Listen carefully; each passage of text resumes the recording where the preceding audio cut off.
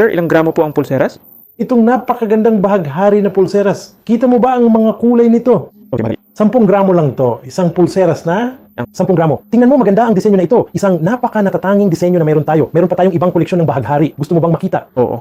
Halika, tingnan natin. Makikita mo rito ang isang napaka natatanging disenyo na mayroon kami. At tingnan mo ang finish na ito. Ibang-iba ang itsura ng kinang nito na may kulay bahaghari. Lahat ng ito ay 22 karat at 10 gramo lang ito. 10 gramo ha? 10 gramo lang. Ipakikita ko sa iyo ang isa pa naming disenyo. Tingnan mo ang magandang disenyo na ito. Nakikita mo ba ang bahaghari? Bahaghari. Napakaganda, napakabukod tangi. Eksklusibo ang lahat, mga nag-iisang klase na piraso. 10 gramo rin ito, sir. 10 gramo? 10 gramo lang. At ang huli na meron kami, makikita mo rito ay 9 na gramo lang. 9 na gramo. Ay, tiyan, tingnan mo ang pulseras. Tingnan mo itong maganda. Ang koleksyong ito ng bahaghari ay kahanga-hanga. Magandang tignan. Mukhang napakabukod tangi na meron tayo dito sa Al Hasina Jewelers. Lahat ng mga pulseras na ito ay 22 karat. Lahat ng ito ay mabibili lamang sa Al Hasina Jewelry sa Dubai. Mangyaring pumunta